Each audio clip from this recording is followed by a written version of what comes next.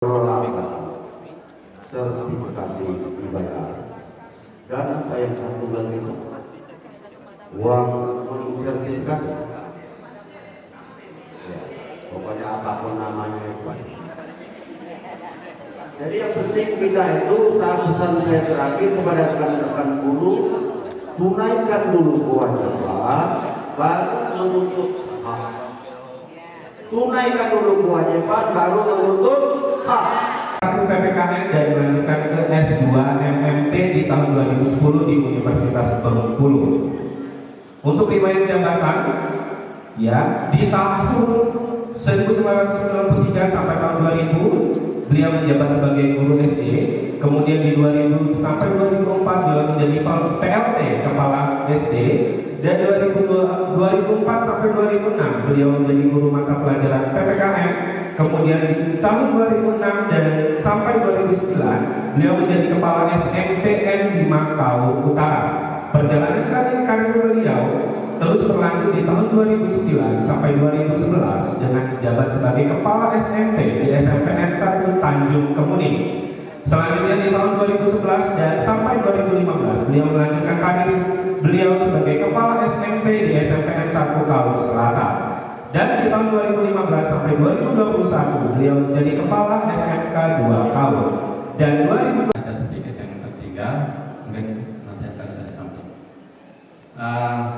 Kita sekilas saja dulu, nanti di akhir.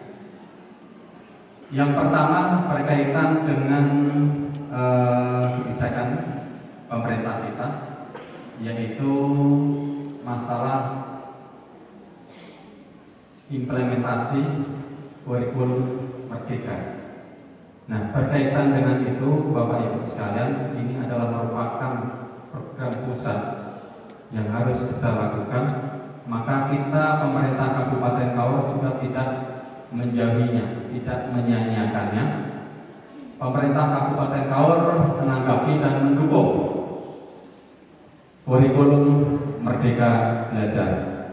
Sebagai wujudnya adalah yang sekarang masih dalam proses pembuatan, yaitu draft perbuk untuk dukungan terhadap kurikulum Merdeka Belajar. Dalam Merdeka Belajar, penyediaan narasumber lanjutan sampai kepada nanti yang perbuk 18.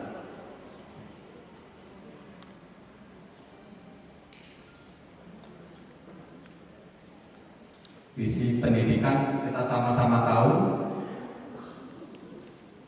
nggak asing lagi kan Bapak Ibu. Lanjut.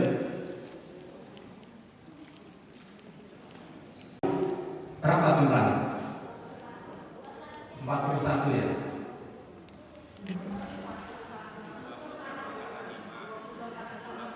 Tahap pertama 21, 20, 5 dengan 7 kan? Ya. 5 itu 21, yang ke-7 itu 20, 41 seluruhnya. Itu dari PAUD sampai dengan SMA. Nah, baru sedikit dibandingkan dengan daerah-daerah yang lain. Sekitar 1 minggu yang lalu saya dapat surat dari DPR. Pak Kadis, tolong disiplinkan guru-guru dalam mengajar. Dari DPR Komisi C, Kaur Pembersih. Nah, itu berarti mereka, saya rasa pendidikan Ki Hajar Dewantara, ya, guru itu adalah diumpamakan sebagai petani, sedangkan murid adalah sebagai benih. Bagaimana benih bisa tumbuh dengan maksimal dan menghasilkan kualitas yang super, itu tergantung dengan petani. Tanpa dibawa dengan petani, benih tersebut akan tumbuh sendiri. Anak-anak tersebut Bapak Ibu akan tumbuh dengan manusiawi mereka. Akan tetapi di tangan guru yang hebat, pemupukannya bagus, maka karakter pelajar berseri itu bisa kita wujudkan bersama. Itu kemudian sedikit tanggapan Ibu Bapak yang masih penasaran dengan apa sih sebenarnya tujuan guru penggerak. kami mengundang seluruh Bapak Ibu yang hadir di sini untuk hadir di acara panen hasil belajar guru penggerak angkatan 5 yang insya Allah akan diadakan 22 Desember ya tahun 2022 ini. Untuk tempatnya akan kami informasikan sesegera mungkin. Di sana nanti akan ditampilkan semua apa saja kegiatan guru penggerak selama 6 bulan. Silakan datang dan acara tersebut gratis. Nah, itu ya Bapak Ibu, untuk menjawab tadi pertanyaan apa sebenarnya tujuan dari guru penggerak. Kami nggak mau jadi kepala sekolah. Apa saja yang bisa kami dapatkan, silahkan kunjungi stand-stand yang ada di pameran hasil karya dan hasil belajar guru penggerak angkatan 5 nanti tanggal 22 Desember.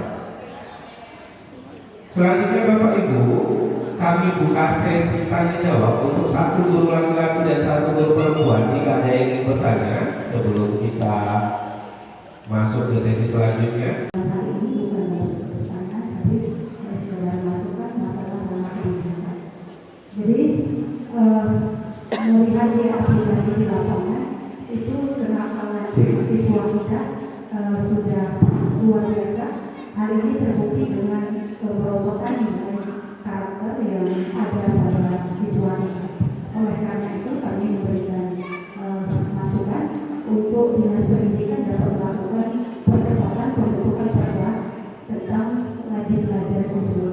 Karena dengan adanya perda ini nanti bagi usaha-usaha yang membuka usaha yang bijak wajib belajar akan dapat meminimalisir tentang kenakalan siswa. Hal ini kami contohkan misalnya banyak siswa yang dari rumah dia pakai seragam, tapi pada kenyataan mereka tidak sampai ke sekolah. Banyak siswa yang berkunjung misalnya di PlayStation. Jadi sekolah mengalami kesulitan untuk menindak usaha-usaha yang melakukan membuka usaha di jadwal belajar. Jadi dengan adanya perda yang diterbitkan oleh dinas pendidikan melalui rapat dengan DPRD, maka itu akan lebih dapat meningkatkan, meminimalisir tentang kenakalan yang dilakukan oleh siswa. Di samping itu kan saya tidak sanggup mengabaikan anak murid saya. Saya di sekolahan saya gurunya cuma 4, kelasnya 1 sampai kelas 6. Terus lokalnya 1 kelas untuk 3 kelas. Kepala dinas sudah tahu ya Pak ya. Maaf, cuma gitu ya. Saya mohon ini gimana cara kita mengatasi seperti itu untuk ikut guru penggerak tadi. Saya sebenarnya ingin Pak, udah lama, tapi saya tidak bisa mengabaikan anak murid saya. Maaf dari sini Pak. Assalamualaikum warahmatullahi wabarakatuh. Pertama tadi saran untuk percepatan perda tentang penguatan pendidikan karakter dan kalau bisa di masing-masing sekolah ada kegiatan parenting. Kemudian yang kedua pertanyaan dari Ibu Eli dari kegiatan 18 tahun, bagaimana sih strategi yang bisa dia lakukan agar dia bisa tetap guru penggerak tanpa mengabaikan anak-anak murid di sekolah? Silakan.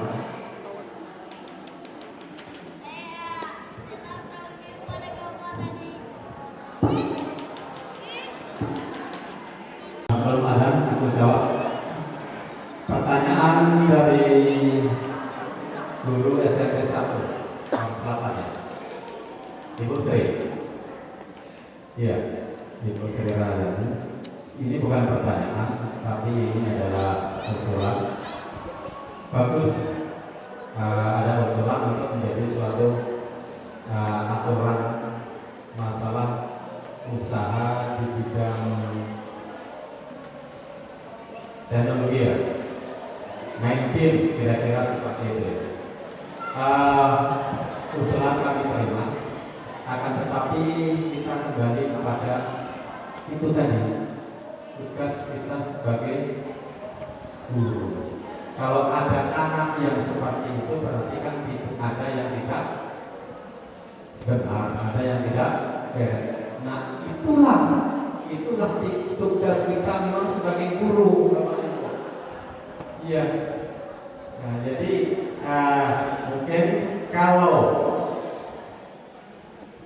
melalui aturan agarnya pemaksaan, tapi kalau guru mendidik itu adalah dengan keikhlasan. Anak menjadi nurut. Karena apa? Anak menjadi nurut dengan ajaran kita. Itulah harapan kita Bapak Ibu. Anak terbiasa berakhlak mulia. Itulah memang tugas kita selaku guru. Jadi kembali lagi, kalau ada anak, contoh seperti dulu SMP 1 itu Pak Iwan tahu, kadang-kadang kepala sekolahnya memang harus keliling jam-jam tertentu.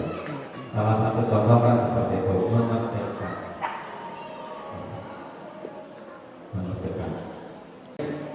Kebetulan ini Pak Sidoarjo itu di Manula itu. Iya, itu sekolahnya adalah sekolah kelas jauh dari SD 118.